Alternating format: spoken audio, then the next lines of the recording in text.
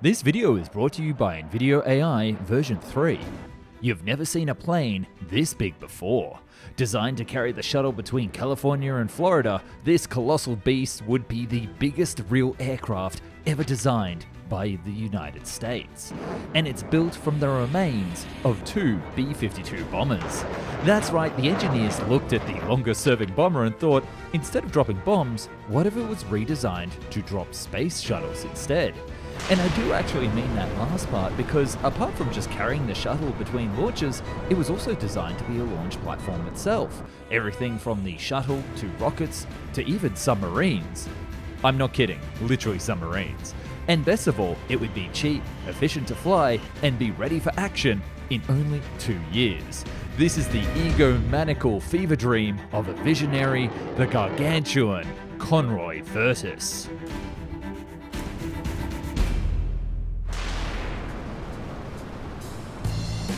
The Space Shuttle is possibly one of the finest aircraft ever designed and built.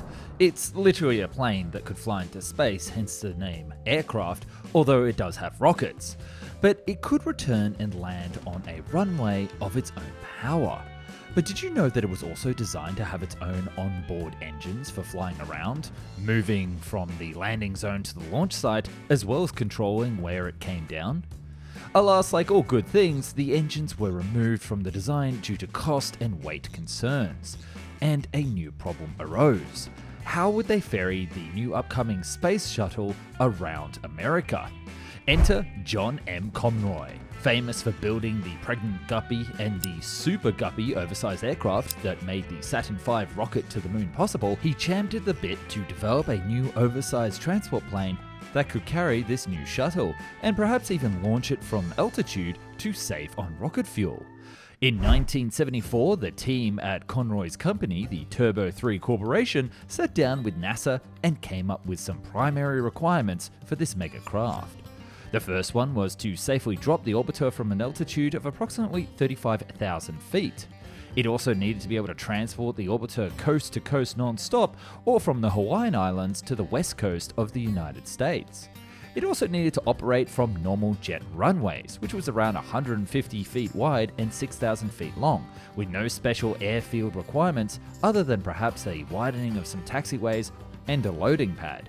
But there were also some other highly desirable features, which were considered as secondary but still sought after. The additional capability to transport the external tank, the transportation of 2 solid rocket boosters, the transportation of other outsized hardware that supported the shuttle program, and lastly, the ability for the transport to drop the shuttle from 40,000 feet or higher. And to be honest guys, meeting one of these criteria was a hard call, especially when you consider the competition. That's right, it wasn't just Mr. Guppy, but Lockheed and Boeing were also going for this contract as well. And that's something that you need to keep in mind, because anything you do, it's all about using the best tools to beat the competition. For example, if you want to make videos like me on YouTube but you don't know where to start, then you need to use NVIDIA AI's new Game Changer update version 3. It's launching soon and it blows every other video tool out of the water, including those other AI video apps like Runway, Pika, and even Sora, which I'll remind you hasn't even released yet. That's right, NVIDIA AI's version 3 is here, complete and ready to be used by you to make you anything you want, and I do mean anything, because now it has the generative capability to make any idea come to life with a simple text prompt. You just be the director and let your imagination take over. One example I love is how you can make the TV show Breaking Bad with Lego characters, and it just does it flawlessly. And unlike other tools that just make a small clip that you have to somehow figure out how to use online, NVIDIA AI version 3 does the whole video, script, and voiceover and gives you a completed video. If you want to make changes, such as using your own voice, it's done with the click of a button. Seriously guys, it's never been so easy to bring your imagination to life, and if you haven't checked out NVIDIA AI's current version already, go check it out right now with a paid plan starting from just $20 a month, and if you use my code, you get 2 times the number of video creation minutes in the first month. So about the competition for this project, Lockheed would propose a twin fuselage C5 Galaxy with the shuttle in between, much like the AN-225 shuttle carrier that was under development in Russia, and then Boeing themselves would propose the 747 as a solo aircraft or a dual fuselage plane as well. This made the contest for Conroy even tougher because both Lockheed and Boeing were bringing planes that could already do the job, and they were already building them. This means that they didn't have to design their planes from scratch and figure out how to build them, making their bids significantly cheaper.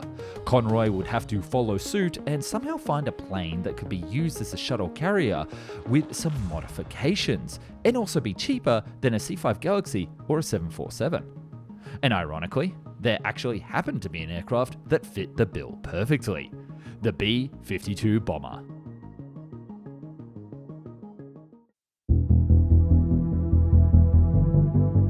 The Conroy Virtus, for the lack of a better word, would be cobbled together with parts from two B-52 bombers.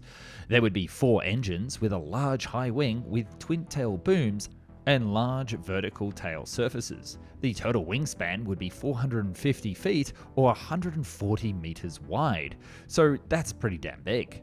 As the most expensive part of building a plane from scratch is the cockpit, landing gears and associated components, using that from the B-52 bomber would save significant time and capital.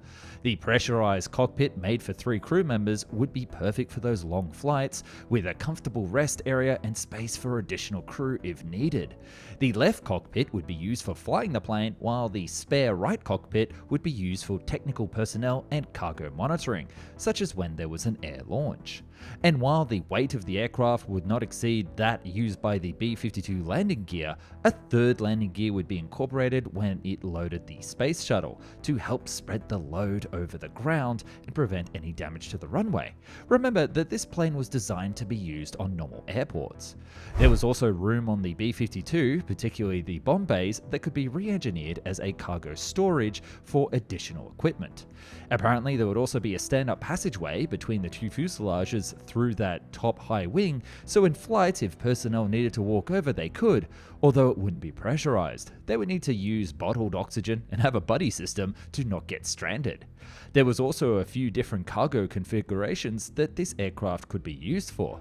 To carry the shuttle and drop it off in the air, there would be a special scaffolding that would attach to the shuttle with 4 hardpoints that would allow it to detach and fly away. The second configuration was the transport mode, which would have 2 large thick struts that would secure the shuttle and then carry it underneath the aircraft. There was also a guppy-style cargo hold that could be attached to carry the large rockets or any other large materials that were required for the program. The whole aircraft would have a range of 3,000 nautical miles, flying at around 275 miles per hour, costing around $1,000 per hour to operate. Well, plus fuel. You gotta love that in the 1970s, they didn't really consider the fuel to be much of a budgetary issue, which, would completely change a few years later. And the best part was that they planned to build 2 of them at around $12.5 million each, which is the equivalent of $60 million today, and operate them for 25 years. What a bargain. And they were that confident in the design that it could be built in the next 2 years as soon as they got the green light. So, I have to ask, why did it never happen?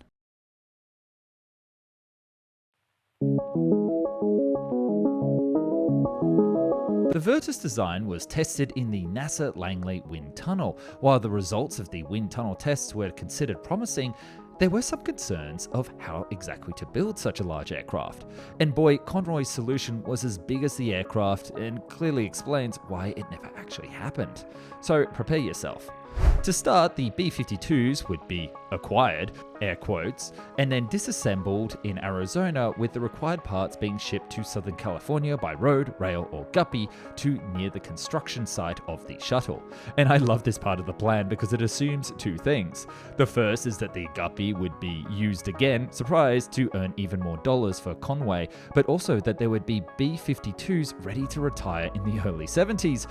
Not still in service today. Next up, the B-52s would be transported to a vast hangar in Southern California.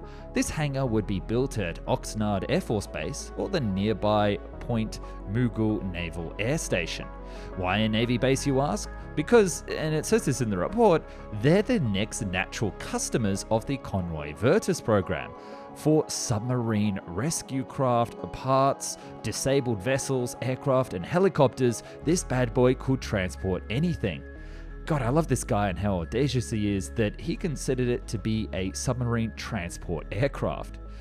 But this hangar would have to be huge. An inside-outside design, it could build the twin fuselages within the hangar, and then once the wing went on, it would be rolled outside for testing. In the left end of the hangar, there would be manufacturing and sub-assembly locations and areas for machine, hydraulics, sheet metal, and electrical shops. There would also be a giant swinging door that could act as a cover for rainy days. And you're probably wondering, why am I going into so much detail about this giant hangar? Because this one hangar would cost 75% of the same as 2 of the aircraft in this program. That's millions of dollars for a hangar to build just 2 aircraft. Naturally, Conroy argued that it was better than other rentable hangars as the lifespan of the 2 aircraft would accrue over 50 combined years, but it is a still staggering cost. To combat this fear, Conroy suggested subcontractors could build the majority of the wing, with company personnel flying in on a private jet to supervise. Yes, a leased private jet that the government would also have to pay for. Sheesh, man. Come on, he's not even trying at this point. For the government, the cost of developing an entirely new aircraft, flight testing the design, and the sheer size of the aircraft requiring development or expansion of infrastructure to support it, it militated against further development. And that would be the killing blow of this mega aircraft. So NASA would have to turn to the competition. The Lockheed Corporation, which had proposed a twin fuselage version of the C-5 Galaxy airlifter to carry the shuttle, also saw its proposal rejected for similar reasons.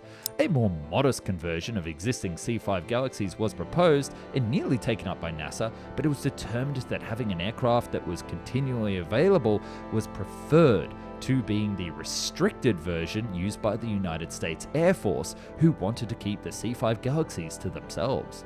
Thus, that only left the proposal by Boeing for a conversion of the 747 airliner, which we know today would become the shuttle carrier aircraft.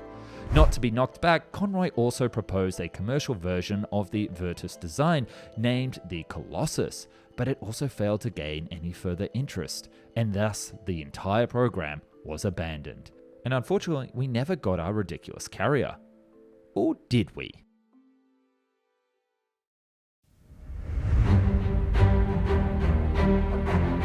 Today we do have the Scale Composites Model 351 Strato launch, otherwise known as the Rock, which was built from 2 747s to launch rockets. The aircraft features a twin fuselage design and has the longest wingspan ever flown at 385 feet, which is 117 meters, which is actually smaller than the design proposed by Conway.